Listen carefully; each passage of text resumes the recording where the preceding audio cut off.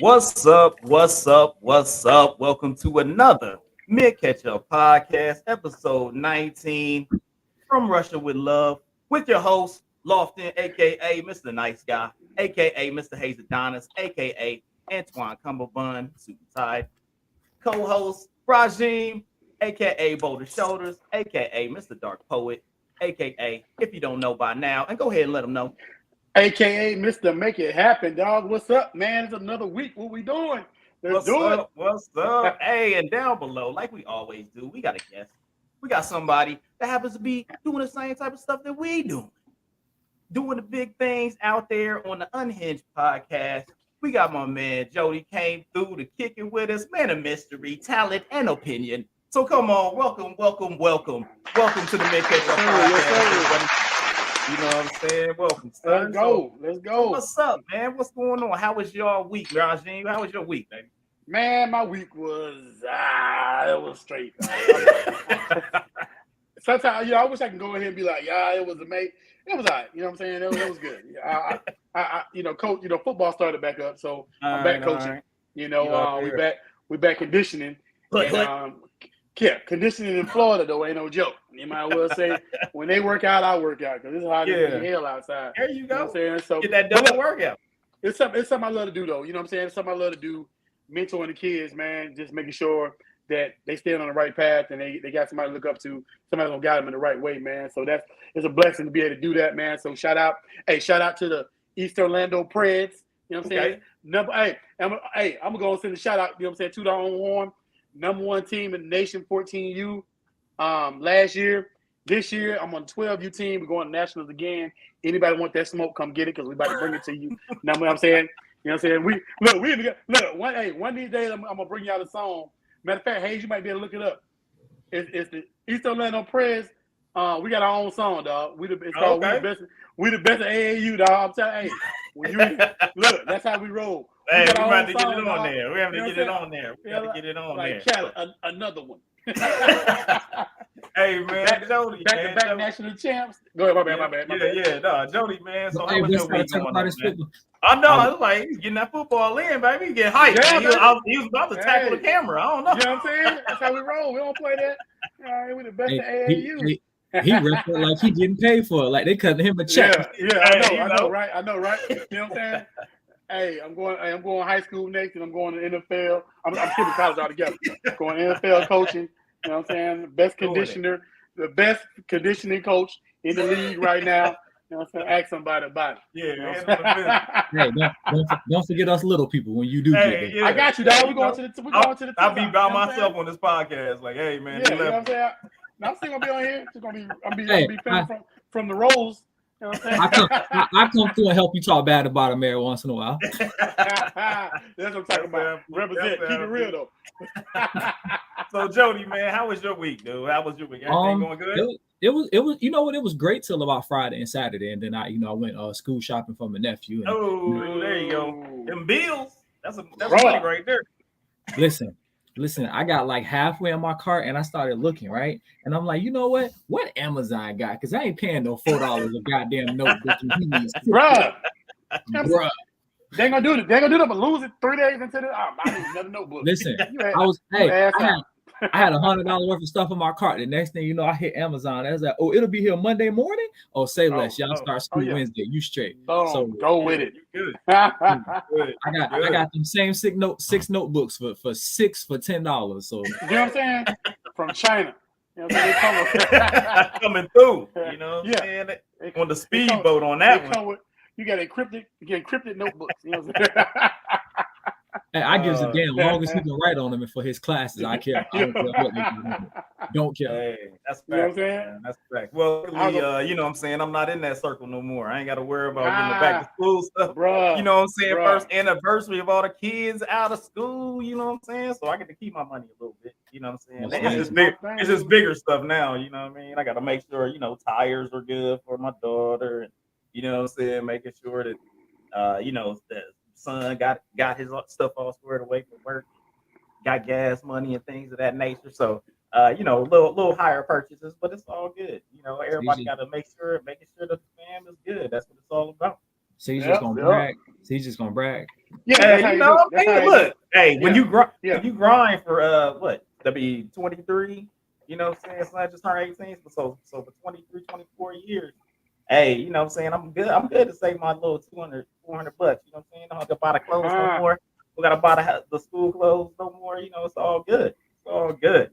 Well, hey, I'm glad everybody had a good week. You know what I'm saying? Finances will build back up as long as we, you know what I'm saying, go back to work on Monday. Be good to go. You know what I'm saying? Yeah.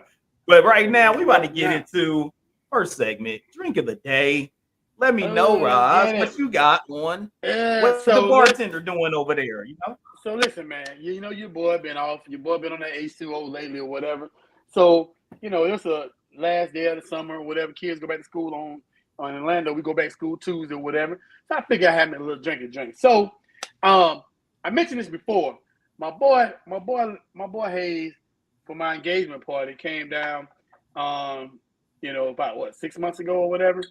And hooked your boy with that Belvedere. You know what I'm saying? Yeah. That get right. Got the light on and everything. You know what I'm saying? Just in case you can't. Can you see the light? Got the big bottle. You know what I'm saying? So what I did was, you know what I'm saying? I like they got the Jack Daniels watermelon punch. Let's go with it. Gosh, look like you've been handling that. So what I did, I put it in there. So what I did was, you know what I'm saying, mix me a little drink. I got my little mixers or whatever. You know what I'm saying? Pour me a little, Hey, there you go. That's looking refreshing right there. You know what I'm saying? I like to call it get your mind right. That's what it called, get your mind right. There you go. You know what I'm saying? You're having a bad weekend, get your mind right. You're having a bad week, get your mind right. You know what I'm saying? You know, having a bad day at work, get your mind right. All right. Oh, wait. Before we go there, look. Can you read it? Coach. Yeah, what? Put it up, huh? You always repping, huh? Got that from the squad last year. You know what I'm saying? National championship. I got the man, the myth, the legend, Coach. Okay, there you go. Doing big things. Let's go with it. All right, Jodi. I'm gonna give you up. What's next? What you got, man? You drinking on anything? You keeping hydrated? I got the essential water, baby. Just trying to stay hydrated. He out here. Hey, nothing wrong with a little hydration. Nothing wrong with it. For myself, I got a little orange juice right now that's up in there. I'm mixing. They got the blueberry margarita, so I'm gonna throw some little blueberry margarita on top of the OJ. You know what I'm saying? Throw a little some of that on there, and then I got a little strawberry lemonade vodka going on. You know what I'm saying? So I'm gonna go ahead and pop that off real quick too. Okay. Pop that off, drop that up in there. So we got a little mix up. That sounds a little like something. This is what I call the back porch. You know what I'm saying? When you're sitting on the back porch, you know what I'm saying? Just hanging out, kicking it. Okay. Little back porch right there. You know what I'm saying? It's all good when you're sitting on the back porch. You know what I mean? So salute. Salute to everybody out there. Hey, let us know once again what you drinking on with us, what you hanging out with us. You know what I'm saying? Or once again in the comments, throw your drinks out there. Let us know what you looking at, what you trying to do, and what's going on with you while you out here drinking with the Mint Ketchup Podcast. All right, we'll move on, sir, to the news of the week.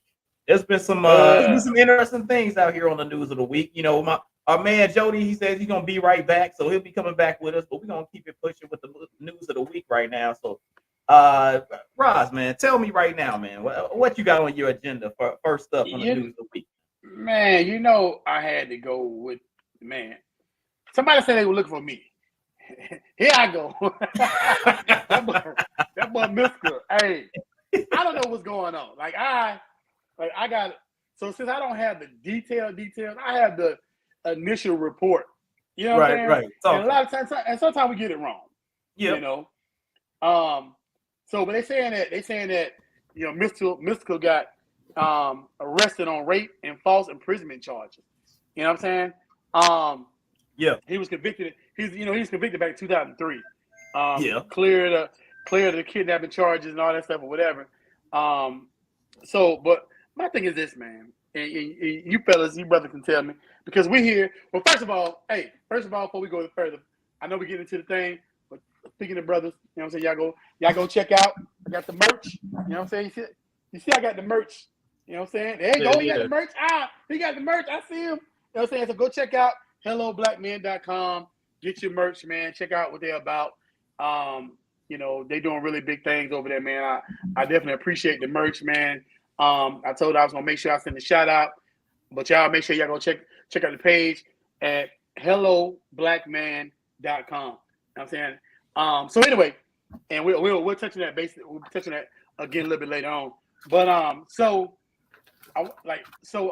how do y'all feel about that? Like, what if you go to prison for false imprisonment or for rape? Okay, so you know what rape is now. You know what I'm saying? If you didn't know before, you know now. Yep. If you didn't know what false imprisonment was before, you know now because you've been in prison for it. Right. You get what I'm saying? It's one of them things where I kind of feel like, where do we as a culture go wrong when it comes to, you know, repeating the offenses that we, you know what I'm saying, that we don't, not learning from our mistakes. You know what I'm saying? I don't know. Now, before anybody get on me or whatever and say, you know, well, it was, you know, she lied, blah, blah, blah. I don't know the full story yet. I read the story. It really wasn't giving me in-depth information. It was just saying that he got charged. So I don't know if it's gone to in front of a judge yet. I know they said that initially he didn't make bail or whatever, or he didn't have a bond or whatever. But if it is true, do you feel like it's something that we as a culture get ourselves into more than, you know, we should? You know what I'm saying? Hayes, what you think about that? Well, I mean, I pulled up a little thing from Hip Hop DX, right? And they had a little read about what was put out by and the story that went down. So it was kind of where allegedly he confiscated her keys and her phone, kept her from leaving, which then added to the 2 misdemeanors of false imprisonment. And also she stated that at a time he took her up to the bedroom and said, "Could you feel me?" And then she said no, and then he allegedly pushed her into the bed and raped her. And then during the search, the police, during the search of the house that he was at, found some crystalline substance in the rapper's drawer. So they were saying that possibly a meth type situation that took place there, due to the fact that also, you know, during reading this, he's had a situation where he faced similar charges in 2020. He also had an arrest in 2017 for where he was accused of first degree rape and second degree kidnapping. So this is like, I mean, this is like getting egregious. It's kind of like what's my man Deshaun Watson, man, where you like, hold up, man, like this is starting to happen too much with the alleged. Like you're a legend, you are becoming a legend. Yeah, you see what I'm saying? Yeah. Like you a legend at this. Like, and that's a situation where, hold up, like that's a problem when you got it going so much. And then it does make sense where the judge is going, okay, this happened. Yeah, you got arrested for this. This is happening. Maybe you shouldn't have some bond, especially since that took place back in 03, 04, 05 or whatever, when you got arrested and ended up going to jail for a while. Like, you know, there's a point where you gotta either, you know what I'm saying, change your ways, or maybe you just a predator. You know what I'm saying? And that's not a good look, man. That's not a good look for the people, you know. So being able to really get that mental health, and I think that's one of those things that falls in that category, man. People not willing to really get that mental, find the deep, dark reason why this keeps coming up. Why does it keep rearing its ugly head?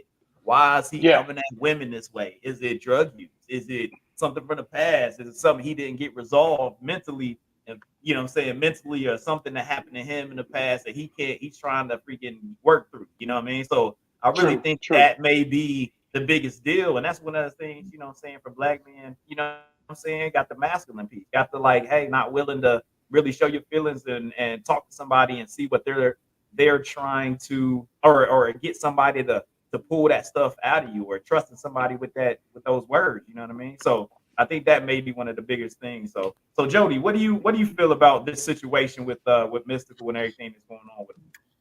I think you guys hit everything on the head. I mean, it's a part of like, nigga, you know this is wrong. You know what I'm saying? And you've been to jail, I think, twice for this, and has like 3 charges. So at this point, I don't think this young lady lying about what you said. She said you did to her. And on another point, it's like people are like, oh, she's just lying because he's a celebrity. Mystical is like a D-list celebrity at best. Like he doesn't have a major catalog, and he doesn't have this mass amount of money sitting around off the back end of his work. Is a simple thing that he just needs to help. He needs to control his sexual urges. I mean, that's like the tell all and all. He just feels like he can take it. You can't take somebody's keys and phone and hold them hostage. Like, bro, that's you know what I'm saying? That's basically kidnapping. And that's those are serious offenses. So it's somebody needs to kind of, the system failed. You know what I'm saying? You should have been in like rehabilitation the first time you went through this, but you didn't because you kept on doing. So like you said, there's a deep-rooted issue into all this. And honestly, bro, when I see his pictures and I see him, he don't look like he's all the way there. You know what I'm saying? But you look like you a few cans short of a 6-pack, you know?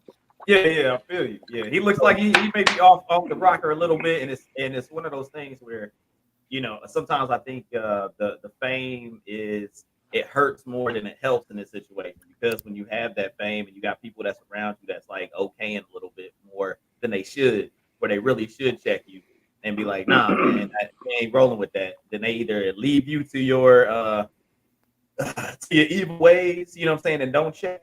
Or they allow you to get away with that stuff while they're around, and that's not something that's really cool. And you get so used to it that then you just start feeling like you own and should be able to do those things. And another thing to that point, I was watching something just recently, and forgive me because I don't know, I can't remember who exactly said it. I know they were talking to Nick Cannon, and they were talking about R. Kelly. You know, and they were trying to defend R. Kelly. And whoever he was talking to, I can't remember exactly, he was like, nigga, if that was your daughter, like, you know what I'm saying, would you feel the same? You know what I'm saying? Like, we have to understand, we got to fight for our women, our queens. You know what I'm saying? I got a wife, I got 2 daughters, you know what I'm saying? I got nieces. So I feel like this, you know, I don't give a fuck who you are. Real talk. Yeah. Like, if you a rapper, if you a football player, whoever are a singer or whatever, that's my child, or that's my wife, or that's my niece. You know what I'm saying? Right. And I don't give a fuck. You're like, you have not made one song that'll make me be like, nah, dog, you good though. You know what I'm saying? I know you ain't do that shit. Fuck all that. You know what I'm saying? You touch one of mine, you gotta catch it. You know what I'm saying? You gotta catch it. Period. Yeah. You gotta see me on that. I don't give a fuck who you are. R. Kelly, who the fuck? You know what I'm saying? People are like, well, you know, R. Kelly, fuck all that. That makes me. If one person said it, okay, I understand. 2 people, but all these people came forward and said that you know, did this shit to them, like these young girls. And so, and like my man Jodi was saying, if you're a repeat offender, you did that shit. You know what I'm saying? It's like if you're a repeat offender, you did that shit. You know what I'm saying? Yeah. And we have to look out. We got to look out for our women as well. You know, so a lot of times. You know, we think about, you know, we talk about shit, oh, that's the bro code. Fuck that bro code shit. You know what I'm saying? I got a 26-year-old daughter and a 20-year-old daughter. You touch one of them, that's your ass, nigga. Fuck that bro code shit. You know what I'm saying? Yeah. It is what it is. Ain't no bro code to sexual assault and rape, bro. Exactly, dude. Ain't no bro code. Exactly. You know what I'm saying? Real talk. All right, so let me get out my high horse because I'm gonna pissed. I got another nigga person. I felt the heat rising over there, man. Yeah. Cooking on your side. It's like good. He jumped into dad mode real quick, didn't he? Yeah, you gotta look out for yours, bro. Like, you know what I'm saying? Hey, I feel you. You ever seen? I feel you, man. I know you seen that movie Taken. With Liam Neeson. Hey, I got a special set of skills, nigga. Coming to get him. I got you. You know what I'm saying? Come up missing. Hey, let them know we in Florida, baby. Them gun laws a little iffy. I think the only thing you can't have is a rocket launcher down here in Florida. Exactly. You ain't rolling with a tank in the front door. Just let them know, like, what's up? It's like round. You about to fill the round at the tank. I was standing my ground, Your Honor. on his ground. Like I Yeah, got to his ground. I was standing my ground. Yeah, I was standing my ground, Your Honor. You know what I'm saying? Well, man, it's with that on the hip hop side, but then we got somebody else that's behind bars right now, and I feel like it's the international incident.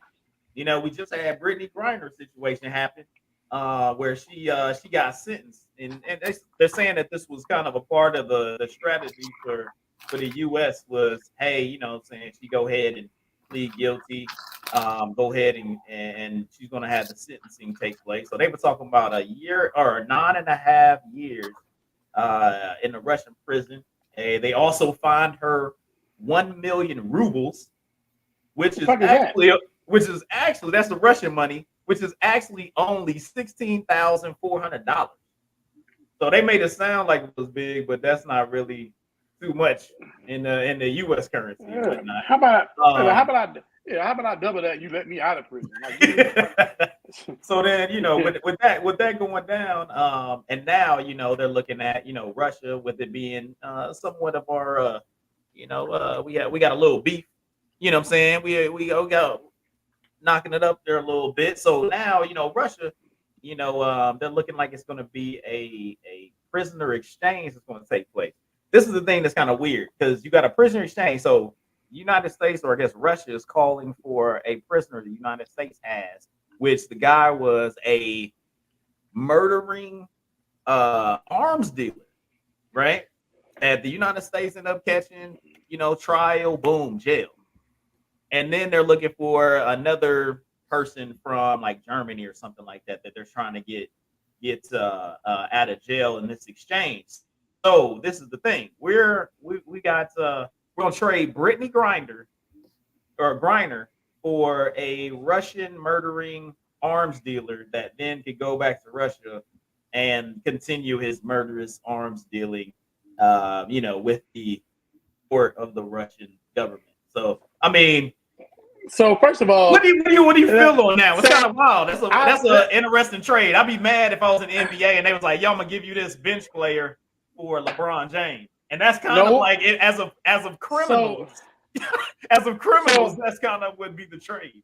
But if you think about it, like Putin is actually a murdering arms dealer, so that's what it is. It's pretty much the same. He get one of his boys. He's like, you get one of your boys back. I don't give a shit. Like, yeah, like send his ass back. Long as he ain't selling guns over here, we good. You know, I don't give a shit. Let him go back to murder people in Russia. And let me not say that. That was the problem. We caught him in America. Like, wasn't that he was in Russia? You guys want to know a fun fact though that I had found out a couple of days ago? What's that? All right, so Nicolas Cage, right? Actor Nicolas Cage has a movie called Lord of War, where he was an international gun smuggler. The dude that they want to send back to Russia is that dude. Yeah. Oh shit. Yeah. So he got a move anyway. Send his ass back. He was that dude. He was that dude. That's what I'm saying. Send his ass back. He was real deal Holyfield. You know what I'm saying? Like he was the one. Like when what was the Hotel Rwanda? Remember that movie? Yeah. Right? Yeah. He was the one that supplied those African groups with all them AK-47s and stuff. He was the one who supplied all those people those guns and stuff. He was selling guns everywhere. When America when America was fighting the war on drugs, but secretly sending guns off to Nicaragua so they can fight the Brazilians, he was the one involved in all of that stuff. Yeah. And that's the dude that they want to trade Brittany Griner for. So now we're sort of like, wait, you want us to trade an international arms murderer for somebody who got caught with a weed plant oil? That don't seem like a fair trade, that's what I'm saying. It sounds like you trading the dude on the bench for LeBron James, and you like, hold up, that don't seem. Like, how about this, right? We start a GoFundMe account. All the Brittany Griner fans can throw some money in there, right? And since our money is whatever worth in rubles, there you go. What I'm saying? If you get $1 million US, ain't no telling how many rubles you get. So we start the GoFundMe account, send that money over to Russia. You let Brittany back. You know what I'm saying? And then bada bang. But first of all, I'm telling you what's gonna happen. So y'all gotta remember that there's a war going on in Russia right now too. They almost look, and their money ain't looking too right. They already froze the account. So we send out like got that money over there. They're gonna buy some more shit to bomb freaking Ukraine. You know what I'm saying? They're gonna keep Brittany over there. They're gonna make her play basketball, win all the championships, and that shit is fucked up. It's over for. Hey, listen. The crazy part about it is the real reason they mad because Ukraine over there whooping their ass. You thought that shit was finna be a cakewalk. Now Ukraine over there putting you to work because I seen the video with them Ukrainians stole like 8 Russian tanks. You know what I'm saying? Yeah, and they over there clowning. Imagine being the big dog and somebody steal your bike and they riding around your yard. That's what Ukraine doing right now. And that's straight Debo on Friday. Yeah, he said, "Sir, we done fucked up." He said, "Making it happen." Yeah, we over here in Ukraine. Call somebody else. We done fucked up. I'm looking at like I wanna get Brittany Griner back, but the trade game. You know what I'm saying? If you put that in the trade machine, if you was on the NBA or the NFL trade machine, the video game, they denying that trade every time. They be like, but you gotta think about who you trying to trade with. You know what I'm saying? It's like it's not gonna be fair, regardless. You know what I'm saying? It's whenever we say, okay, we'll trade you this chick right here who robbed Walmart 3 days ago for that ain't gonna go for that shit. They gonna be like, man, keep that bitch over there. Hey, man. and that's one of those things where you feel like now that everything that went down and all that stuff, and hey, Brittany Griner American, and you know how they always were kind of pitting the LeBron, like if LeBron was stuck over there and all this other stuff. Like, do you feel like this situation with Brittany Griner, normal citizen, just playing ball, getting money in Russia, like, do you feel like she's kind of like put the United States in a funky place? 100%. So it's like, hold on, Jodi, explain your position, sir. Because I'm gonna say this, right? I say this to my my white counterparts all the time. When certain situations happen, hey, your racism is showing. Y'all so damn mad at Brittany Griner. Y'all so mad at people. Oh, Brittany Griner doesn't love America. No, black people don't like America. I'm sorry, we done woke the fuck up and realized that this country really ain't for us. Right? This side note. One of my coworkers, she's got a black husband, and she asked me, she's like, "Hey, pull me to the side." She's like, "Question. I noticed that when we did our 4th of July thing, he didn't wear American flag. Is this like a him thing or is this a black thing?" I said, "No, black people don't wear American flags no more." Exactly. We had the same conversation. Yeah. We realized that this country ain't for us. Like, at the end of the day, we were brought over here and had the same amount of work, the same amount of worth as cattle. We would know better than cattle. So therefore, we will not idolize and praise a country that didn't respect us when they brought us over here, and they barely respect us now. We're still fighting for equality, and we've been over here almost 500 damn years. So no, we don't care for your stolen white American culture. But at the same time, we've been over here long enough that we do deserve the rights that everybody else gets. So yes, Brittany Griner isn't happy with the culture, but she's still a quote unquote American, and she deserves that respect. And we all know, I don't give a damn about, oh, she knew the laws. This is a fucking weed cartridge, an oil cartridge with 0.4 grams of weed oil. Like, Russia don't give a shit. You know what I'm saying? They're doing this because we beefing right now. That is all this is. The equivalent of Russia hitting Brittany Griner with 9.5 years is the equivalent of your baby mama wanting more tax money after she see you with a new white chick. Yep, exactly. That's what this is. This is petty Betty. This is petty Putin at his finest. Oh yeah. And I'm a conspiracy theorist. I feel like Putin was like, well, we got this basketball black chick over here. You know what I'm saying? And Russia don't like the Rainbow Mafia anyway. So you already right. black. You black, he don't respect you. You a woman, he don't respect you. And now you gay. So you 3 things against you, and you American too. That man don't give a shit about you. But if we can get, old gun guy back for, the tall black lesbian basketball player, then we'll take it. It's a conspiracy theory in my book. CON conspiracy. Yep. For sure. I agree 100%. 100%. We got Ismail down here. Said, keep it real. Brittany Griner is a deadbeat dad. She should be out. But for real. She is now realizing she's black. So that's, hey, those out there listening, man, trying to figure out what's going on. So let me ask you this. You know what I'm saying? Talk. I feel it's the same way when it comes to America. America treats us, especially black men, as the same way Russia treating Brittany Griner. You know what I'm saying? And we'll get, for example, there's men in prison right now for weed charges. Prison for weed charges. When weed is going legal everywhere right now. You know what I'm saying? It's like, why are black men in prison right now? Some of them for 15 to 20 years for weed. Really? You know what I'm saying? That's what we're doing? So Russia doing the same thing to Britain. So we basically hypocrites. You know what I'm saying? And it's all because it's a high profile situation. And like he said, Putin is petty. You know what I'm saying? So, but if I like, let's play devil's advocate. If I was Putin, I'd be like, shit, y'all do the same thing, y'all people. Like, y'all do the same thing to y'all people that we doing, that we got with her. We gave her 9 years, which is not right. Don't get me wrong. You know what I'm saying? Yeah. We gave her 9 years, but America give black men double the time they give a white man on anything. You get what I'm saying? There's a kid a few years back for rape. He got time served. You know what I'm saying? He raped some girl and got time served, but how many black men in prison right now for rape 20, 30 years? Rape is wrong either way. Don't get me wrong. I ain't saying let them out, but I am saying that if you do the crime, there should be a set time.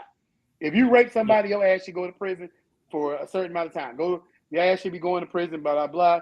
If you black, white, green, Asian, whatever, you going to prison no matter what. Not send this black man to prison for 30 years and send this white man to prison for 2 years, or give them time served.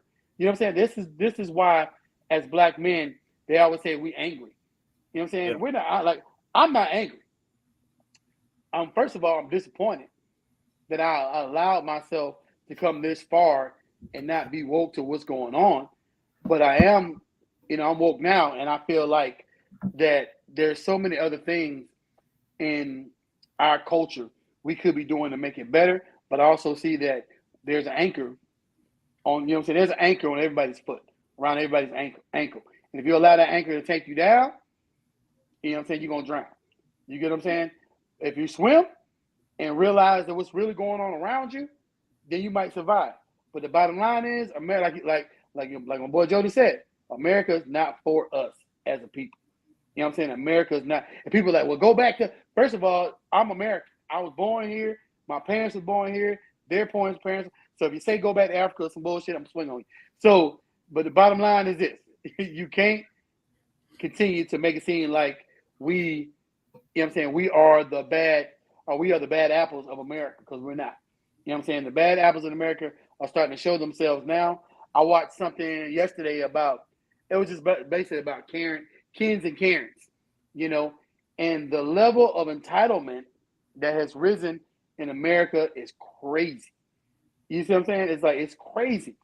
And it's like because people know, and I'm not saying, when I say people, I don't stereotype, and I don't say all white people. I don't say all black people.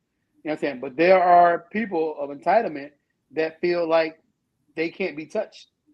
You know what I'm saying? It's you know what I'm saying? It's like my brother said, it's set up for us to fold. But they feel like they can't be touched when they do something to us.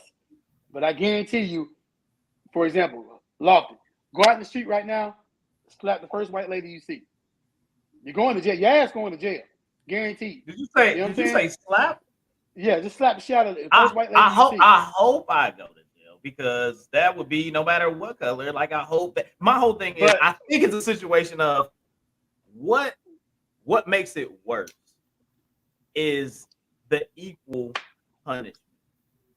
No, because the thing is, like, because if something is wrong, we just want it to be wrong for everybody.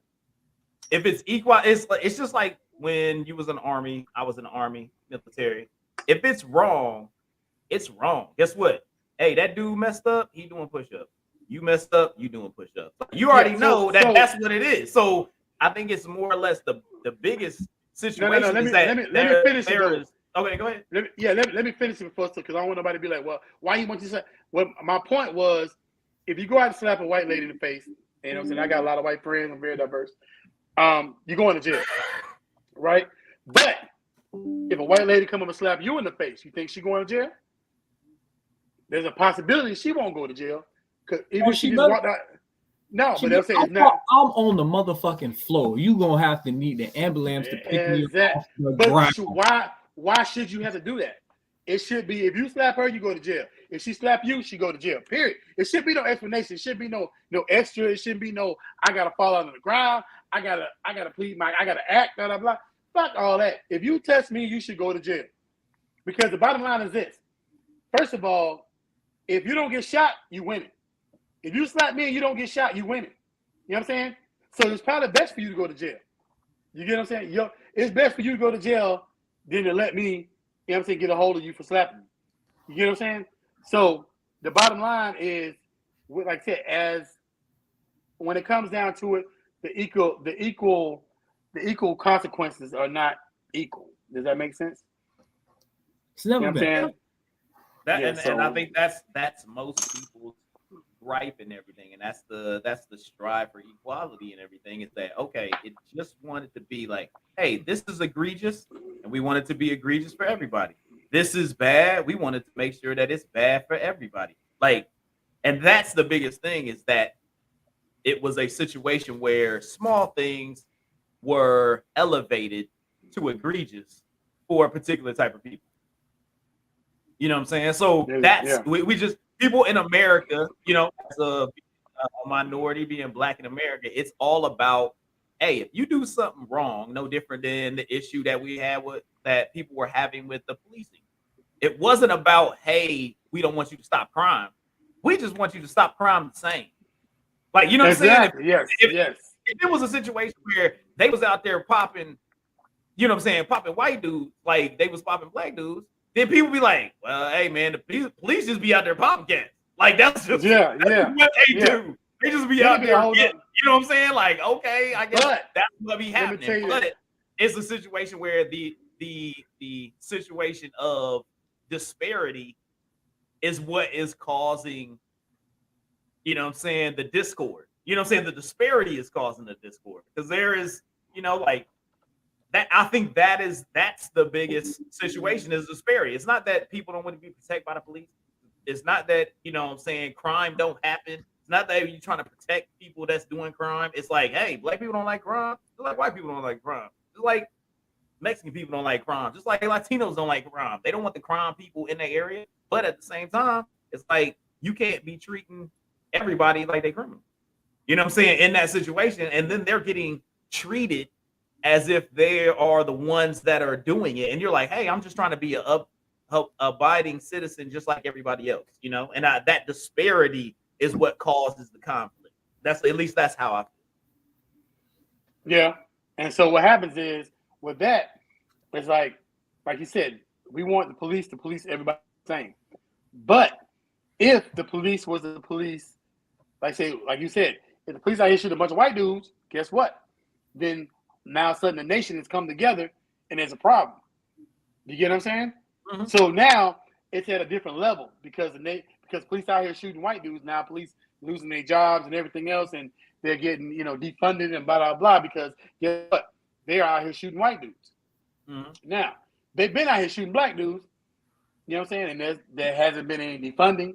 You know what I'm saying? Mm-hmm. We still working on it. You get what I'm saying? The outcome, the outcry is different. Yeah, the outcry. You know what I'm saying? I should get like I tell my wife all the time. I feel like I should get some type of check for PTSD because I feel like if a police officer get behind me, I'm nervous. You know what I'm saying? I shouldn't be nervous. You know, I should be nervous when a police officer get behind me. You know, not because I did something wrong. It's because no matter what, I have to be able to predict the outcome of what's going to happen when I get pulled over. You get what I'm saying? And not saying all police are bad because they're not.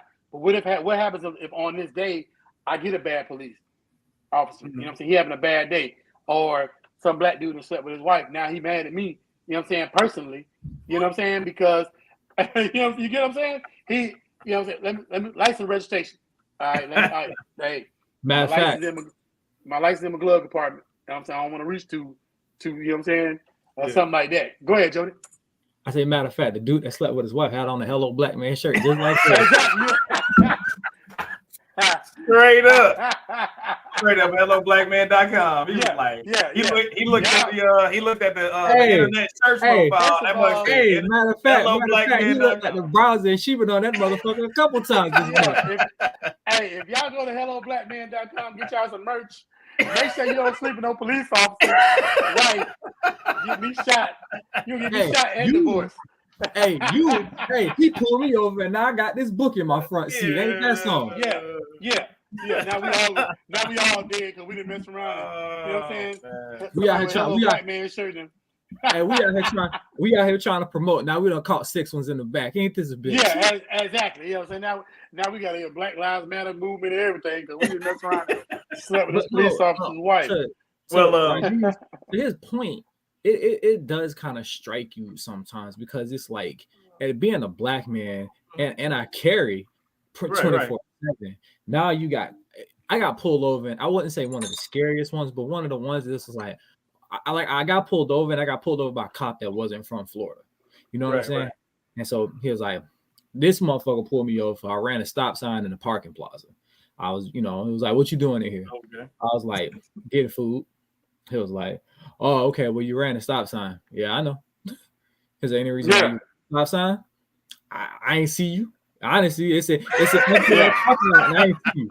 Like real talk. Like, because people was like, oh, you being a smart ass. I'm giving you the God's honest truth. I'm not disrespecting you. I'm giving you the God's honest truth. I ran a stop sign because this parking lot is empty as hell and I didn't see you.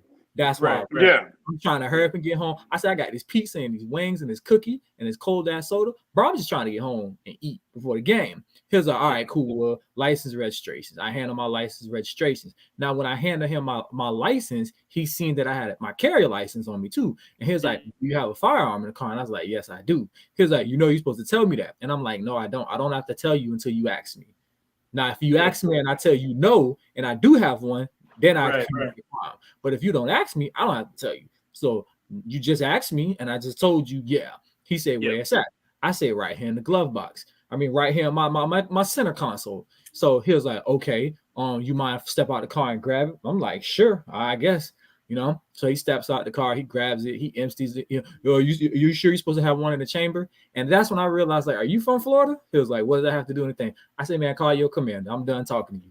We done talking here, Primpin. Call your commander. Yeah. So he calls his supervisor. The supervisor gets that. At this point, I'm sitting on the sidewalk. I'm calm, all right? Right. On the sidewalk. He didn't went through an unauthorized search of my Jeep, by the way. You know what I'm saying? I was like, I know you didn't, you know what I'm saying? Because it's like, but whatever though, whatever. You got anything in here I should be worried about? I was like, what the hell else am I have? You already found a gun. What the fuck else am I have? Yeah, there's a nuclear bomb underneath the driver's seat. Like, what else am I have? You already done found the gun. What else am I having here, bro? Like, you tripping? So he empties my clip, and then he's like, "Oh, are you sure you're supposed to have these hollow points?" And I'm like, "Again, you must not be from Florida." Like, the fuck? Yeah. Then he looks through my middle console. He pulls out 2 30-round mags, 2 33-round Glock mags, right? Yeah. And he goes, "Why you need all this in your car?" I was like, "Motherfucker, it's Florida." You serious? Yeah. You serious? He was like, have you been here? You know what goes down here? You should have said, because you just pulled me over. That's why. No, then you in trouble. Look, I said, don't listen to that dude. He's like, in trouble. I said, it's Florida. I say, hey, have you heard the story of Florida, man? Seriously. Hey, wow. These crackheads in Florida, something serious. Might take 33 shots to put one of them motherfuckers down. But I'm just like, dude, at the end of the day, it's like, I was like, and this I started getting impatient. I'm like, what do you want? Like, what do you want? Like, my gun is mine. I said, you done already took it over to your car. I know you checking it. I bought it with my money. It's mine. He asked me, was it registered? It's not. You don't have to register your guns in Florida. Again, you know that if you was a Floridian, right? Yeah. So it's mine. I bought it. It's legal. You know what I'm saying? I bought it from a gun store, a reputable gun store. They have a chain of them. Are you giving me a ticket or not? Like, what else are you trying to find? And he hit one of these, right? Hit one of them. And I'm like, boy, it's the wrong motherfucking car. Don't do that. The wrong car for that. Listen, I don't have anything against people who smoke, but I don't. I don't even want you around me if you can't. You can't even get in my car if you smell like weed. Nope. So no, The only thing you gonna smell is Papa John's pizza and this black ice air freshener. You got it for that plate. Papa John's pizza. Yeah, but like it's just one of those situations where, like, do I feel like, you know, he was being racist? No. But do I feel like he had a little bit more concern because I was a black man with a gun? Absolutely. Am I going should? And am I gonna sit around here and be like F the police because of that? No. Because in all honesty, I seen this interview, right, with a white cop, right? And he said the biggest problem is, as a white cop, I've lived in the suburbs all my life. I've been around a number of white people all my life. And if they take me out of the academy at 23 fresh years old and they throw me in the middle of the fucking black and Latino neighborhood and they expect us to patrol. And guess what? After about 2 weeks of getting shitted on and disrespected, you become kind of an a-hole to people of color because that's all they've done is shit on you. You know what I'm saying? These people hate you. And I've never, you know what I'm saying? He's like, bro, I grew up in a school where we only seen 3 black people my 4 years of graduating. So it's like, now you got me in the middle of these black and brown neighborhoods and they already hate the police. And so that's probably the problem. You don't have anybody in those neighborhoods that can relate. And then when you do get somebody in the neighborhood that can relate, it's always some black dude on some Uncle Rucky shit. Yeah. And I mean, that's we talked about that last week. Versus it's a situation trying to fix that situation is having people that are willing to go in there from that neighborhood to be those policers. You know, everything that's going wrong or going down in there. And, you know, it's being able to, you know what I'm saying, be sympathetic of situations, because it's not always, it's no different than being the, you know, the only black kid in the white school. You know what I'm saying? They're getting that reversed. And you would be, you know, like, if you got the kid, if the kids treat you nice, you're like, okay, that's dope. You know what I'm saying? That's cool. But if you in that reverse where they up there just shitting on you the whole time, you're gonna feel some type of way. So it's like you can't be surprised if Muggs is out here shitting on the cop or whatever, you know, so the white cop, and then they up there like, well, fuck y'all too. You know what I'm saying? Like it's one of those things where there's so many pieces. There's so many pieces and you know what I'm saying, little nuances to try to fix it. You know what I'm saying? And people have to really understand, and a lot of it comes down to just being able to treat people like people. You know what I mean? Just being true. nice to people, man. You know what I'm saying? Yeah. And that includes every single person. I don't know if you're the cop, the baker, the damn, you know what I'm saying, the taxi driver, the, you know, Lyft driver, whatever. It's like just being nice to people, man. And that's a thing that sometimes is difficult for folks now. You know what I'm saying? It seems like, especially now with the ability to troll on literally everything. You know what I'm saying? Like everybody just trolling and just a troll. Like I'm just be an asshole, just be an asshole. You know, so it's unfortunate that has also become a situation. You know what I'm saying? So people are always on guard, no matter where they're at. You know what I'm saying? Just in case, and people are surprised when folks are nice. Like that shouldn't be a surprise. The outliers should be the people that are assholes. You know what I'm saying? The outliers should be the people that are racist. The outliers should be those things, not going like, oh shoot, I was surprised that somebody actually, hey, they held the door for me. Oh, my family coming in and they held the door. That was nice, man. Like that should be just normal. You know what I'm saying? So I think those are a lot of little nuances that kind of affect those things going on. But yeah, we went down a little road there. You know what I'm saying? Got some stuff off the chest and whatnot. But hey, we're gonna move on to something a little bit lighter. You know what I'm saying? Hey, wait. What? What's up? Wait, hold on. What we doing right now? I was about to talk about how Kim has fired another person. Thank you. That's what I need to talk about. Yeah, you know what I'm saying? We got Kim. You know who Kim K is. Kim Kardashian has fired the SNL guy. I just call him the SNL guy. I don't even need to know his name. The SNL guy, you know who that guy is. He shouldn't have ever even really been there, but somehow he was there. He was like, what? Davis. You know what I'm saying? So Kim fired the SNL guy, man. So I think everybody figured this was inevitable. It was kind of weird. Like it was very weird. Based on the history, you was like, that's weird. But anyway, SNL guy gone. So it's kind of weird. It's kind of different. You know what I'm saying? I don't know where Kim's gonna go from here. So hey, tell me right now, who's your first round draft pick for who's next for Kim? Talk to me, Ron. Man. Who's the first round draft pick, baby? Who's the first round draft pick? Since I'm married, then I'm gonna go with somebody else. So yeah.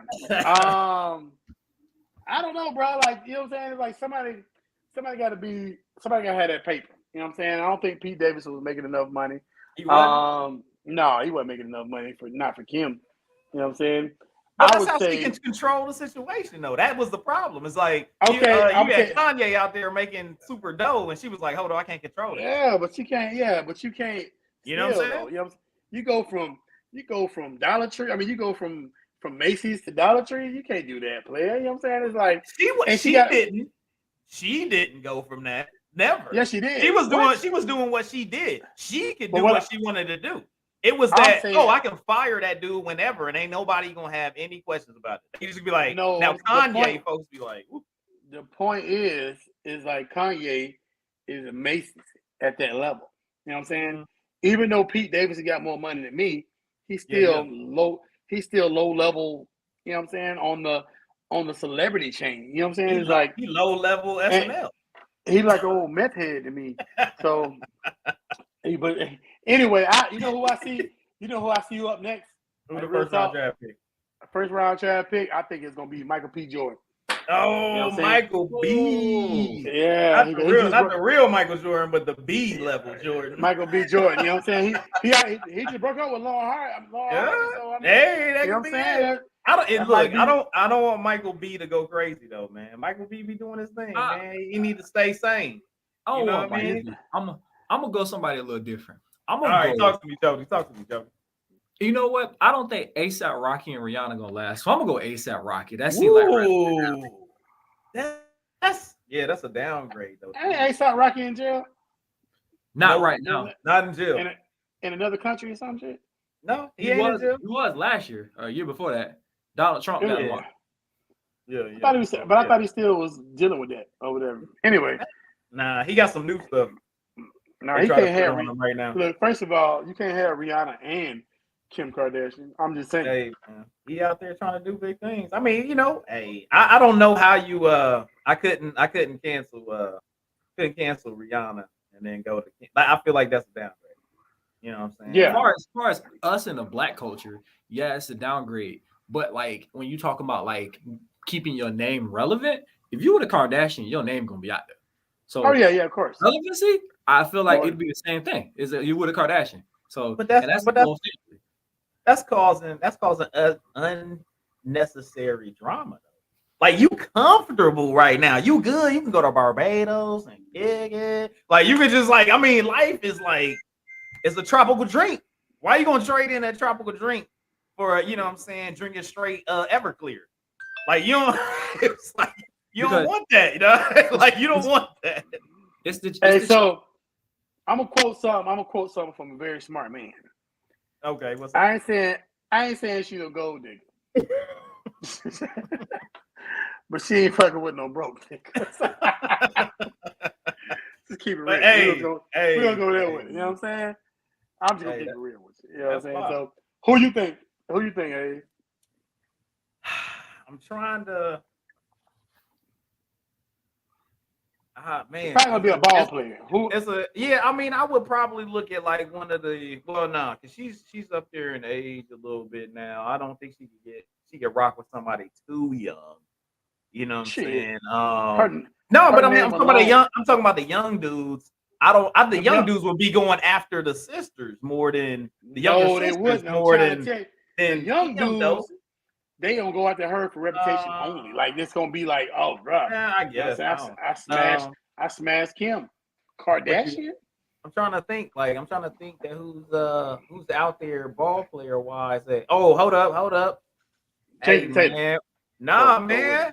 One of the Ball brothers, man. Oh, them. I'm like, hold up. Now you talk about the come up, the Balls, and the Kardashians. What? That is a daggone show. That's a show. No, because the Kardashians they had no balls already, so they good on that. Hold on now. That's a show, dog. The Menzo, Lonzo, Lonzo, Jajonzo, all them zones. You might be on to something because if you get LeVar Ball. You get LeVar Ball in the same room with the Kardashians, that's a hell of a conversation. With Jenner talking trash? Oh, come on, dude. And they already in Cali. It's all good. That's what I'm saying. Like, that's a money maker right there. That's the next 4 seasons of the Kardashians. You in there. Like, you know what I'm saying?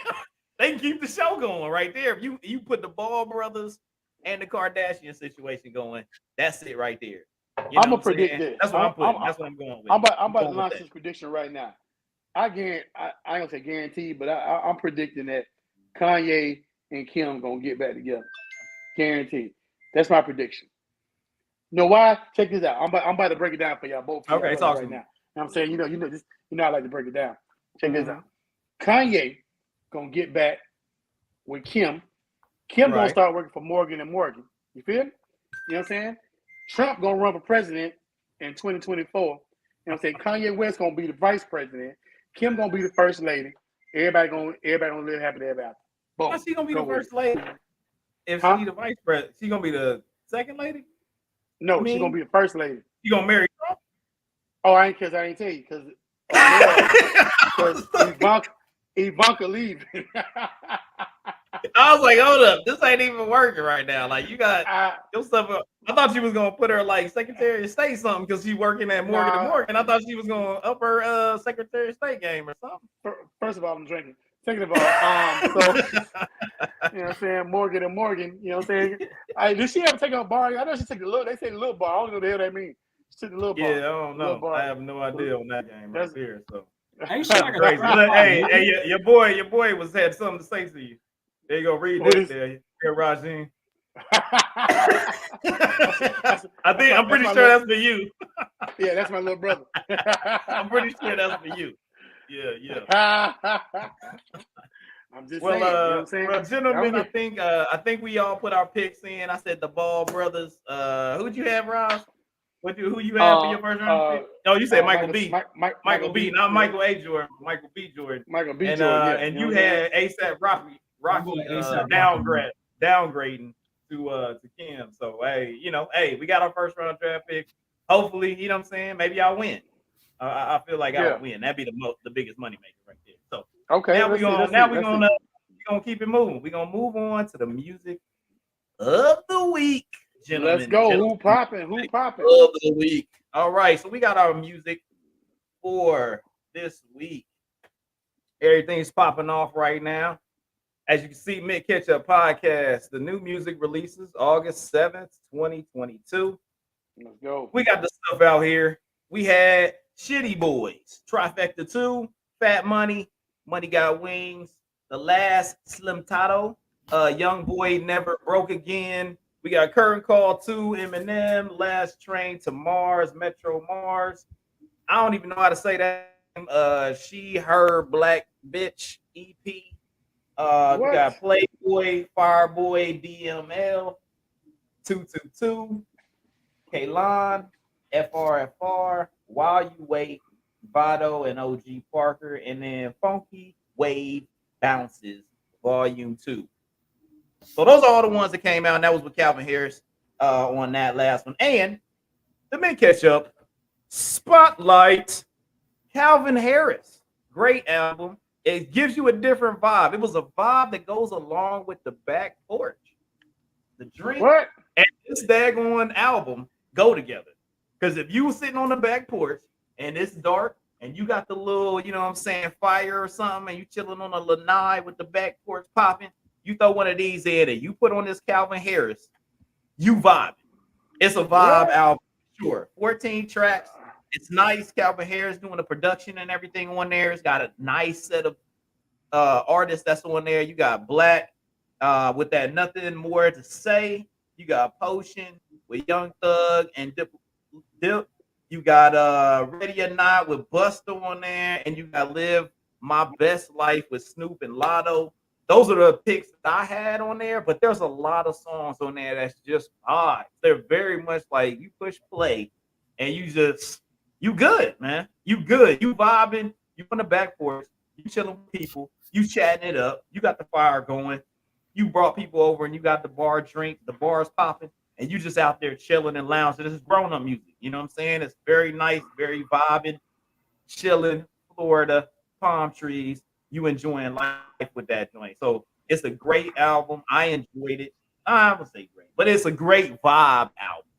So if you looking for a vibe, you looking for something to chill, you looking for you got some people over, good background music that you like, oh shoot, nice little two-step joints with a little hip hop as well as R&B in the background. That's the type of deal you want to get with. So once again, hit that Calvin Harris Funk Wave Bounce Volume 2, 14 tracks.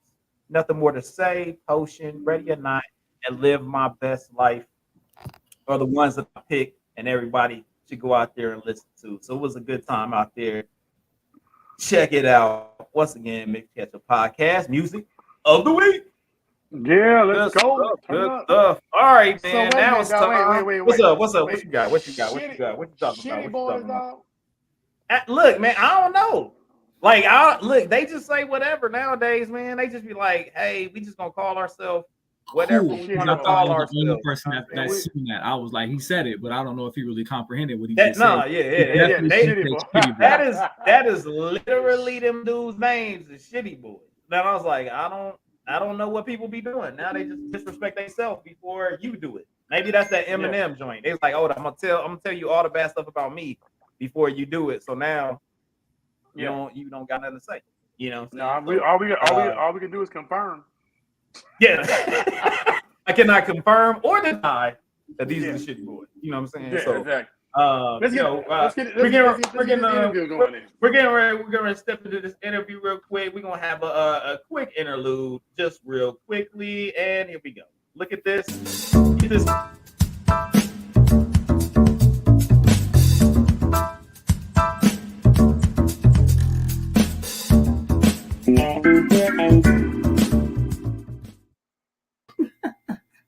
Yeah.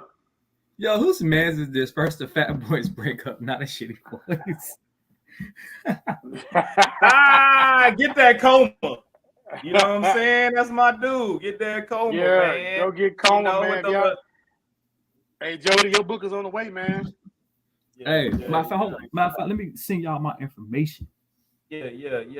We'll get it up there. So make sure you get that coma. It's out there. Everybody's trying to get it. I'm trying to get it. It may be backed up on the shelves. I've been trying. No, I've already got it. I got that a while ago, man. We done hit it up. We got the hard back, paperback, all the backs. Yeah. You know what I'm saying? We got his back. You know what I'm saying? We was doing it. Yeah. So go check the book out. It's fantastic. You can find it at Amazon and all Barnes & Noble and all that good stuff. Go get you a copy. Yeah. All right, man. We up in here. Jodi, Unhinged Podcast, man. What's up, dude? So let's go. All right. So how long you been popping on the podcast, man? I mean, we podcast mates now. We out here podcasting. You podcast. You know what I'm saying? So you know what I'm saying? When did y'all what was the idea? What was the culmination? What was the beginning? What was the start of the pod? You put the ingredients in. What began the podcast like? All right, not to make it too long, right? But like, I never once was like, I want to do a podcast, right? Right. So my couple guys I went to school with, right? They started the Family Talk Let's Discuss It podcast in like 2020. So like middle of last year, it's 2020. Middle of last year, I was sitting home on a Saturday morning. I'm chilling and I'm scrolling through Facebook, and I see a couple of my classmates up on Facebook Live, and they're doing a podcast, right? So I started watching for like 10 minutes, and I was just liking the stuff they was talking about. So I kind of commented, blah, blah, blah, right? So I shot my boy, you know what I'm saying, Brandon a message. I was like, hey, man, let me hop on the podcast real quick. And he was very accepting of it. He's like, yeah, come through. And I came on there as a guest one time, and I loved it. You know what I'm saying? Like, I instantly fell in love. Like, and then like, I just kept coming back as a guest. And one day I was just like, hey, y'all should let me do my own podcast. And again, I literally thought they were just going to be like, nah, you good, you tripping, whatever. They were like, yeah, that's fine. And so I started my podcast. It was like, first of all, it was like, we went through like 3 revampings. First of all, it was Toxic Tuesday. And then we changed it to Real Talk Tuesday because we was like, we want more people to come in. And then we just had an off season, so we upgraded it to Unhinged. But like literally, I just fell in love with talking to the people. You know what I'm saying? When I'm up here doing my podcast thing, I just feel like I'm just hanging out with like some of my brothers.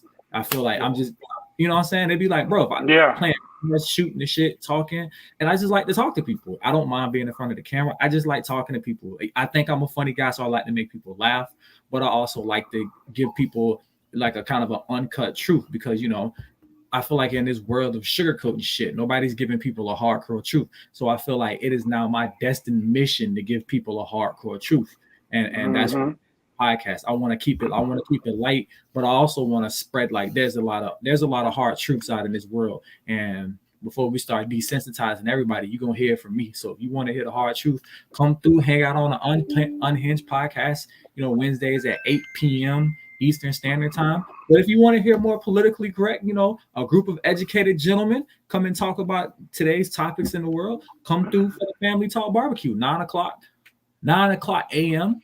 Saturday mornings. And so I'm on 2 podcasts, and I just fell in love with it, man. I just like being in front of the camera. I like talking to people. I love getting people's reaction. I love people being like, well, you really said that? You know what I'm saying? I know you post wild stuff on Facebook, but you really said that on the podcast? Like, yeah, I did. I really said that.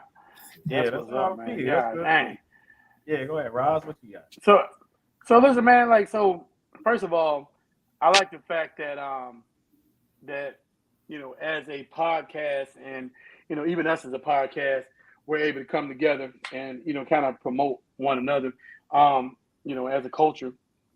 And I like that you do, man. And it's like I read one of your questions earlier, and it was it kind of gave me an idea. But the question was, what if porn had commercials? You know what I'm saying? Say, don't bust that nut yet. We'll be right back. Don't delete it. Hey, bro. So what kind of reaction? What kind of reaction do you get to stuff like this? Because this shit is funny shit. I get people in there, they'll inbox me. They're like, "What is wrong with you?" And I was like, you know what? Honestly, right? It'd be like stuff that I be like, because I'm doing this podcast, I've opened like my Instagram up to like so many people, like social media influencers, TikTok influencers, other podcasts, you know what I'm saying? I watch so much stuff, and it was just like, you know what I'm saying? And it was just like, I seen somebody post like, tells them at the way we advertise in porn about to have commercials. And I was like, what if porn did have commercials? And then I thought about this stupid ass cat. Like that would be pretty if it did though, you know what I'm saying? Yeah. It's just opened myself up to like so many ideas, you know what I'm saying? And it's just like, even with you guys, you know what I'm saying? I was like, I asked Rajin, like, how did you come up with mint ketchup? And he told me, it was just like, damn, you know what, you're right. And since he said that, I'll never forget mint ketchup. It could be 50 years down the road. I was like, yo, this podcast called Mint Ketchup. Like, this shit is wild. So, and it's funny. And the funny part about that is, man, when we came, it was, first of all, originally it was 3 of us. And so when we first came up with the name, they thought I was crazy. They looked at me like I was like, what? But it's one of the things to where it kind of came to you. Like, I'm a firm believer that things happen for a reason. You know what I'm saying? God gives you, I guess, snippets for a reason. I got something for you. Try this for size. You know what I'm saying? So, right. and even, it's like the Unhinged podcast, man. Like I said, us coming on there, man, we had a great time. I read a lot of your stuff on Facebook, and the questions, it's very interactive. You get a lot of people involved, and I laugh at the shit because it's like, first of all, like, who thinks of this shit? You know what I'm saying? It's like you said something last week, something about it's females out here that can't cook but can start an argument from scratch or some shit. You know what I'm saying? It's like that shit. But I like that because it's stuff people don't think about. You be like, what? It's something about you preparing. Like, girl, you preparing the wrong beef. But real talk, people don't think. And it's what I like about podcasts, because a lot of times you can say shit that people are thinking, but don't say. You know what I'm saying? It's like, I'm gonna say it every time, because it's my thing. People ask me, you know what I'm saying, like I see this wave, and one of the things I kind of was like, I'm sick of this wave of like, oh, men ain't being men, and I'm just like, women ain't being women. you got a lot of women out there that can't fry a goddamn pork chop. You know what I'm saying? Yeah. It's like, now don't get me wrong. I think it's very pathetic when you a grown ass man and you can't change your tire. You know what I'm saying? I think it's very pathetic when you're a grown man and can't change your tire. But I feel like it's just equally as pathetic when you're a grown woman and you can't whip up pork chops, fried pork chops, yellow rice, and some green beans. If you can't whip that up, don't be talking shit about the nigga that can't change the tire, because you just as equally pathetic as he is. Right, right. So I think, like, I just like the even playing field. You know what I'm saying? Yeah. True. Yeah. So I mean, we when we was on your podcast, man, we had the fantastic ability to talk about the BBL situation, man. We had the Brazilian butt lift situation, and we tackled the situation of it being blamed on men that the women are out here getting the BBLs. You know what I'm saying? So that was very, like, it was a freeing conversation, man. We had a good time on that topic and everything. That's one thing I really do like about your podcast and things that, you know, as us early podcasters, this is, you know what I'm saying, we only on episode 19. You know, there's things to incorporate and get better, and that's what this is all about, building that relationship and everybody get better. I come on podcasts and honestly, I just like I like hanging out with my people. You know what I'm saying? It's just like, I get ideas and stuff from other people. And it's just like, when I do my podcast, you know what I'm saying? I'm like this. I'm not telling you can't take. You can take whatever you want, because I'm not trying to hoard not even information, just strategy. So that's one of the dudes I do a podcast on. You know what I'm saying? I do a podcast with a guy that I met online. Isn't it? My boy Boone. He does the Nympathy podcast on Sunday nights at 10 o'clock. He do with him, and I sent him my lineup, and he was like, I didn't start doing that lineup till you sent me that. You know what I'm saying? Right. Better perspective, just to get like organized for my shows. So I put that in my lineup, and I got, like, he does social media. You know what I'm saying? Social media speaks. I says, like, I like that, like grabbing random memes off the internet. So I do memes of the week. It's just like bouncing off ideas. If y'all ever see anything on my podcast that you like, please take it and use it. You know what I'm saying? Because it's like, I'm not trying to not let anybody get, you know what I'm saying, to the next level. I think we all want to succeed at this podcast thing. So I want everybody to get to the next level. So I'm always telling people, like, I collab with people right now. I tell people, listen, if you ever want some of my old shows just to get topic ideas, please let me know. And I will definitely come over, because I'm just that guy. Like, I'm not trying to hoard everything good I got, because it's nothing if the community don't come up, you know? No doubt. Always a good thing. Y'all, you know what? And y'all just gave me an idea. So and y'all, so listen, you heard it here first. So y'all know, when we come together, y'all know where y'all heard it first. I think we should do, now that the pandemic's over, and I don't think anybody's doing this, but I think we should all get together as the culture, podcast culture, whatever, take about 6 or 7 podcasts and do a podcast tour. We have people come physically watch podcasts, like when we, like, face to face.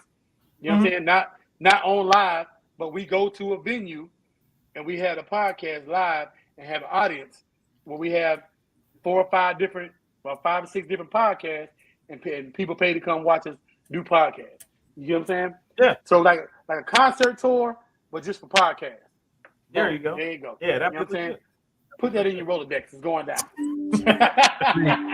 I ain't mad at you. Listen. Hey, real talk. My boy just hit me up on Facebook Live. My boy hit me up on Facebook right now. He's like, that podcast tour thing is shit. And I was like, that's dope. That's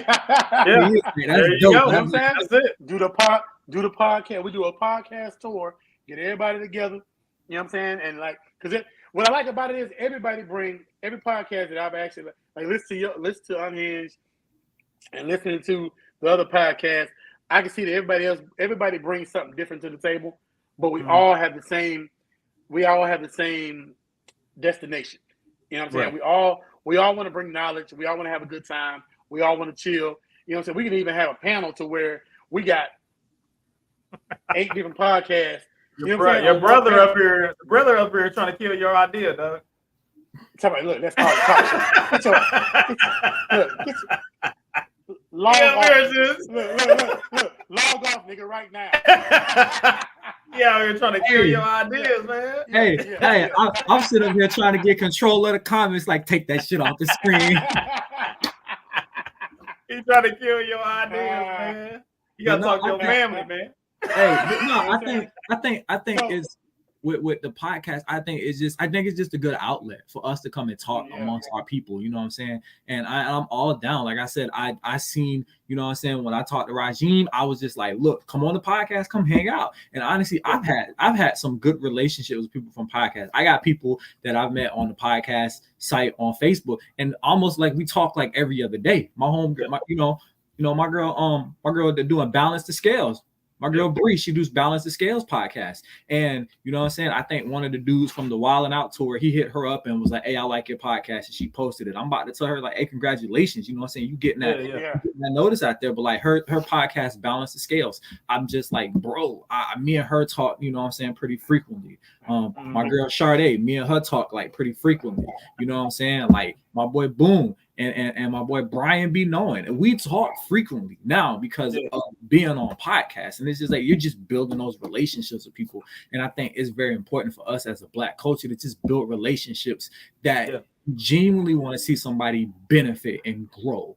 You know what I'm saying? I'm not trying to see you grow and be like, oh, I'm trying to ride your piggyback. Like, bro, if you hit 1 million followers, I'm gonna just be happy that you hit 1 million followers. I don't want nothing from that. Shit, bring it. Will shout me out every once in a while, but farther than that, I don't want nothing from that. And so I think I think that I mean, as you bring that up, it's one of those things like, you know, we saw the it seems to be, you know, that was kind of different in our community. You know what I'm saying? Where the real support for our people with each other is not as much as we think it should be. You know what I'm saying? Like, you know, us people like just going, hey man, I just want to see you succeed.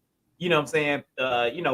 We talk about more of a crab in a barrel type thing instead of going like, hey, I want to lift you up. I want to push you out the barrel. Like I want to, you know what I'm saying, raise you up out of the barrel and then be like, hey, and then that person be able to put their hand down and come lift the other people up. You know what I'm saying? It's like that is a different feeling when you have, you know, people of the same hue coming out and going, hey man, I want you to succeed. I want to help you do what you need to do, get as far as possible. And I'm out here working too.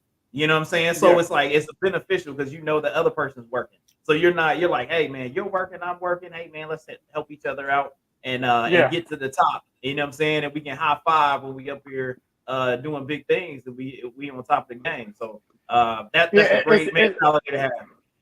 It's one of the things. So first of all, love my little brother. You know what I'm saying? He get me every time.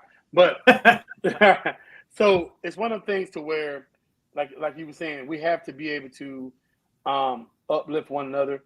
We gotta look out for us, you know. And when I say us, I don't mean to exclude any other race. That's fine. If you down for the culture, I love you. You know what I'm saying? If you white and you down for the culture, love you. You know what I'm saying? It's like, but we as a people have to understand that there's knowledge in every one of us that we need to be able to present to others that may not have that line of, you know, of role models or whatever, or might have that line of knowledge. We like for example, if you can see my boy D, Mr. Ishmael, retired Sergeant Major Army. This brother is when I say this brother is very intellectual, I've known this brother. We used to walk on the train track as little kids. I've known this brother since I was a kid. It's one of my best friends, man. But when I say this brother's always been the brains of the operation, you know what I'm saying? He's always led us down that road of knowledge that kept us above water. And so as podcasters, that's what we need to continue to do to be able to, you know what I'm saying, keep our brothers and our sisters and anyone in the culture. And when I say brothers and sisters, I mean people of color, whether it's black, white, Spanish, Asian, blah, blah, blah, you know, and we as humans, like, you know what I'm saying, like white people or whatever. But I feel like we have to continue to build our culture to a level of intelligence that will help us out in the future. Because if you think about the future right now, and don't like younger generation, don't get offended. I got younger kids in my life. It don't look too bright. You know what I'm saying? To be real with you, this is just gonna keep it real, keep on. The future don't look too bright for us as a culture.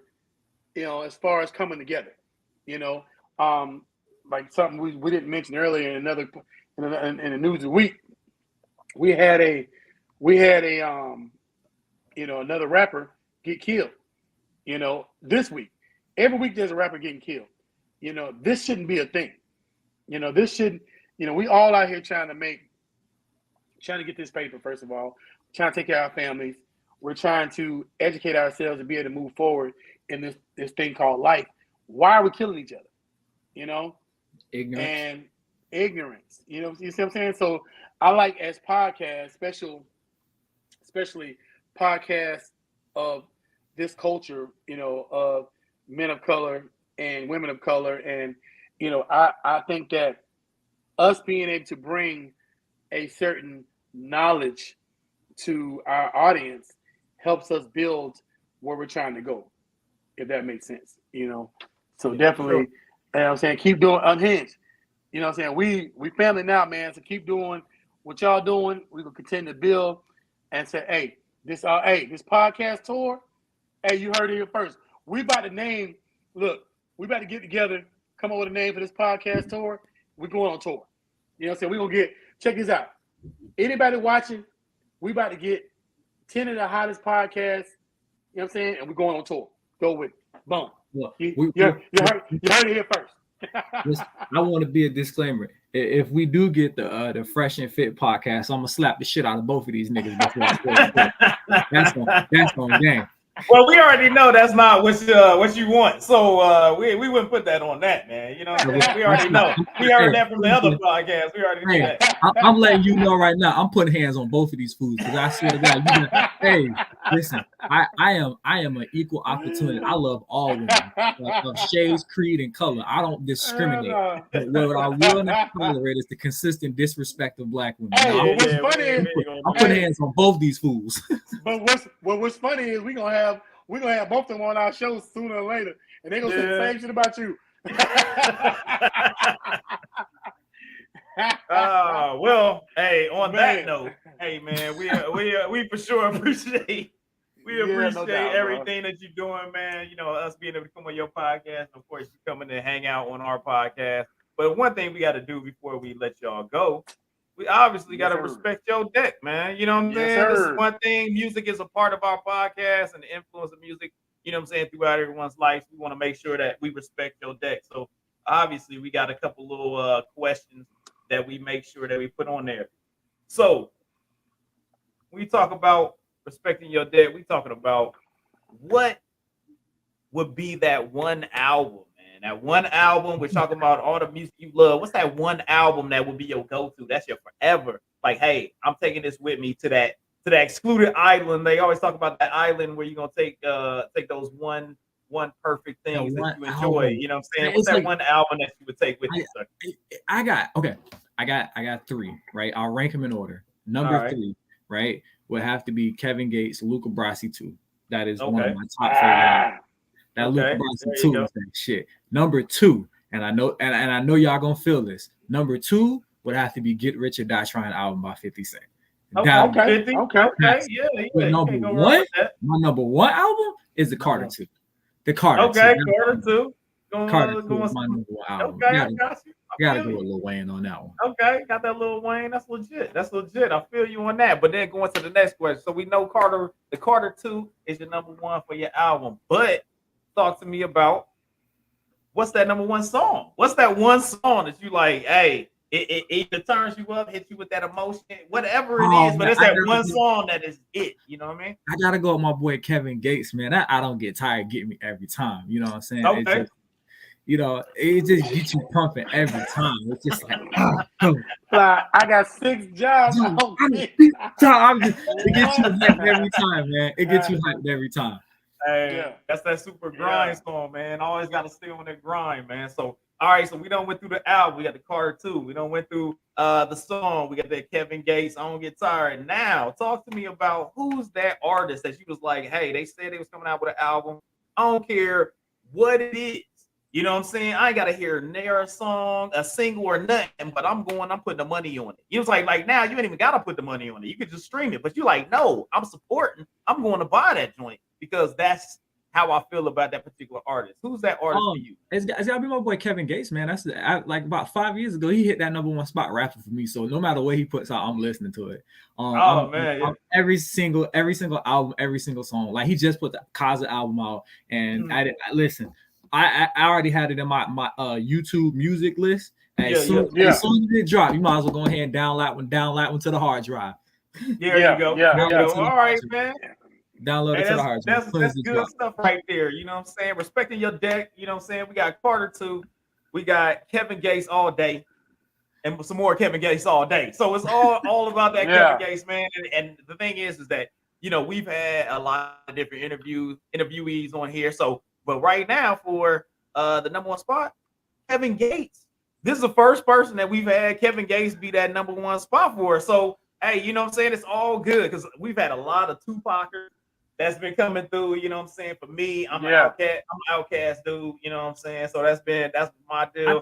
Rajim was a Lil Wayne guy, you know what I'm saying? So, you know, just like seeing that. So that's good. It's an age thing because like people always ask me like if you like why is Lil Wayne your #1 rapper of all time? And I was like, because when I was about like 10, 11 is when I started listening to music. So when I was like 11, I was listening to 500 Degrees. I was listening to Out Boys. When I first started listening to music, my first complete album that I bought for myself was Ludacris's Back for the First Time. That's what I started listening to. You know what I'm saying? Like listening to Tupac and Biggie was something like all after the fact. The first people I started listening to was Lil Wayne, Ludacris, Young Jeezy, Rick Ross's Port of Miami was those first albums that really, you know what I'm saying, I really started to consume music. You know what I'm saying? Yeah.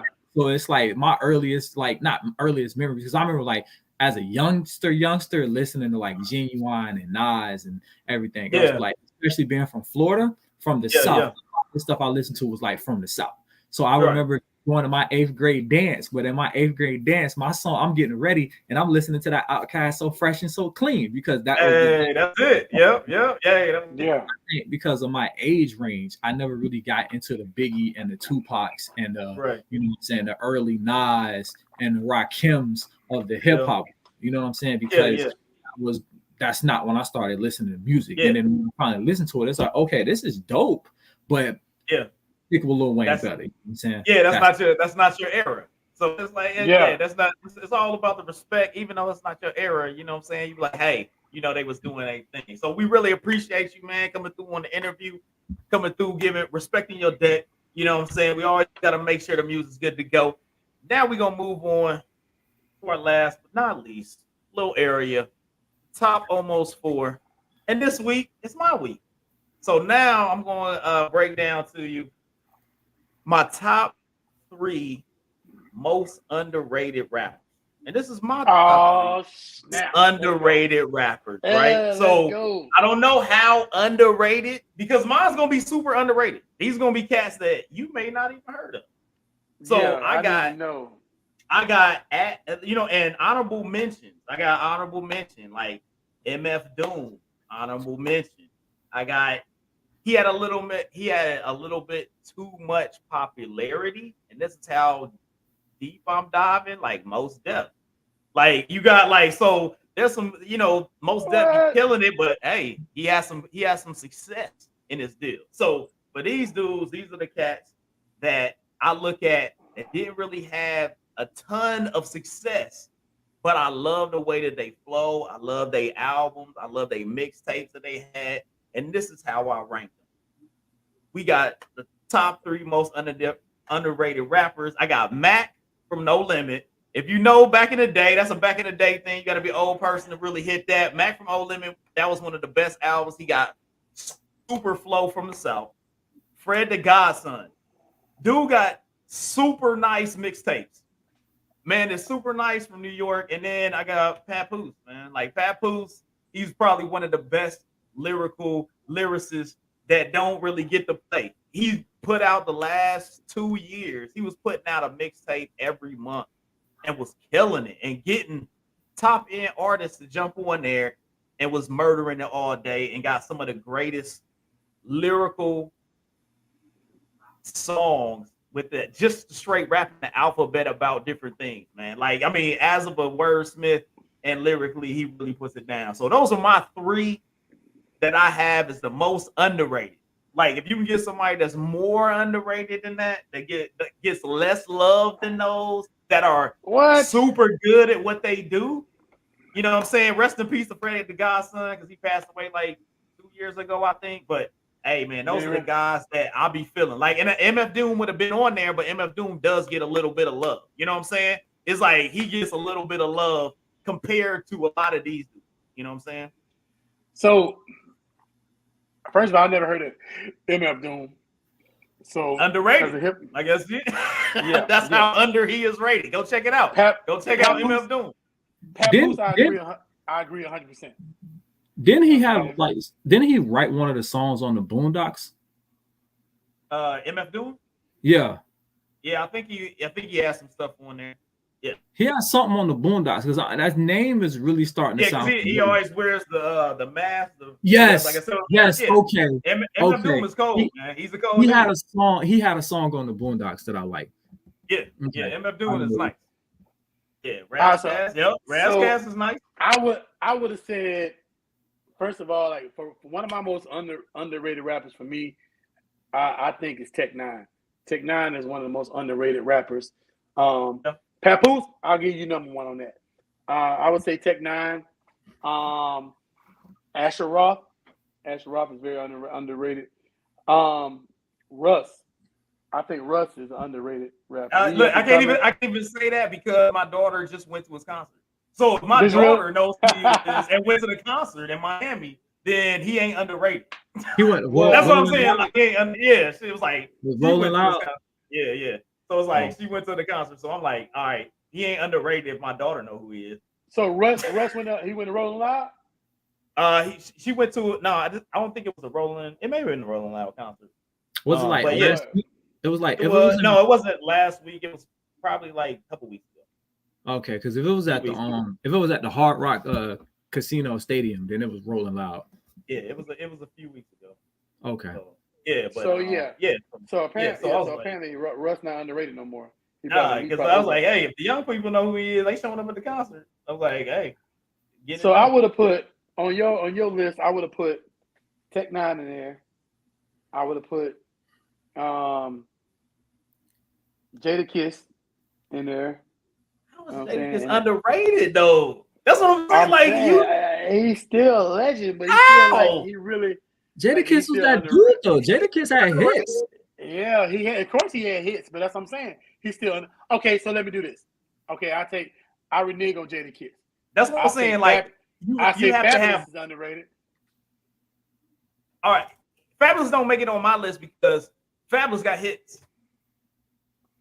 These dudes don't got hits. You got to know these cats and know that they're because like Fred the Godson was very got hits. I said he was a honorable mention, but he didn't make the list because people know he got hits. That's what I'm saying. Like I look at like Papoose is the most known with no hits. He is literally known, but he ain't got no hits. But he flows ridiculous, and that's why he was number one on my list. How about what I'm saying? I mean, I've heard of Mano. He had like 2-3 songs, maybe. Oh, he ain't no hits though. He's still hot though. He possibly, he possibly could be on the list. Okay. I didn't check out Fred Doom. I would say this. Fred the Godson is sick. It's like, man, you gotta check mixtape. Yeah. Before his passing, I was listening to Nipsey Hussle before he passed. So sure. Nipsey Hussle would have been like that underrated, you know what I'm saying, if he hadn't passed away. Because people weren't really checking for Nipsey Hussle. I give you one too, right? Gym Class Heroes, Travis from Gym Class Heroes. Yeah, okay. I will say that. I like Travis. I used to rock with Travis from Gym Class Heroes. Dude was very nice with the flow. And BYOB. Yeah, I will say BYOB. Yeah. I was rocking. But he had hits though. BYOB had hits. He got hit. He just came out with an album too. He did. Like, he just got a new joint that came out like last week. Like, okay. I did it on the show. He probably 2 weeks ago. What about Lupe? He just came out with an album. He got a new album that came. Like, that's the one reason that when we do the music joint, you be like, oh, people got albums. Like Kick Push was like Kick Push is one of them songs that you just kind of like flow. Yeah. You know what? Yeah. I tell you who was underrated, and I used to listen to a lot of his music, right? Paul Wall. Paul Wall. Okay, he's talking about back in the day, Paul Wall. Yeah, but he had hits though. He had a couple hits. But like he had like a lot of mixtapes that a lot of people weren't checking for. Yeah, but Paul Wall, the one dude in Houston, dog. Like, he the white dude in Houston. I'm gonna tell you, he come out here, he that dude. You know. I'm gonna tell you who else. Phil Mob. Phil Mob was underrated. Phil Mob. They were underrated as a group, for sure. Yeah, for sure. Phil Mob as group, like lyrically, rhyme structure, rhyme schemes. Yeah, Phil Mob was hot. Yeah, we'll have to do a group one. I may have to do a on the next go around. You know what I'm saying? You know who had a lot of hits? You know who had a lot of hits before he got popping, right? And was very T-Pain. You know what I'm saying? Because T-Pain had a lot of hits before he got popping. And that was a dope little podcast too, though. You got the Nappy Radio podcast. T-Pain had a lot. T-Pain had a lot of hits before he got the popping. And he doing Twitch right now. Yeah, he doing a video game thing on Twitch.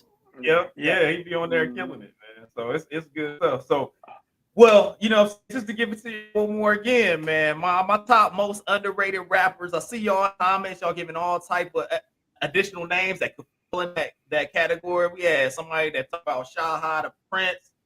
We had somebody tell Roz that Jada is not underrated. He is rated.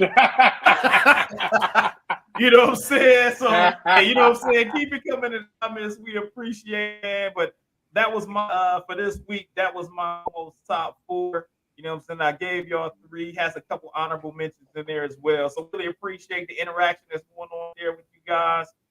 Keep it coming. Once again, next week, back here Sunday, 6:00 p.m. with Day One, the number 20. You can find on Twitter, Lofton_Hayes MKP. We got Roz out there. You can find him on the Instagrams, the Facebook.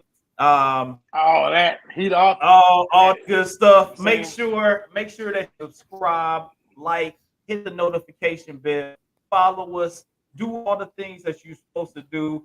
Keep us rolling, keep us growing, man. We trying to get up here to 100 subscribers there on YouTube.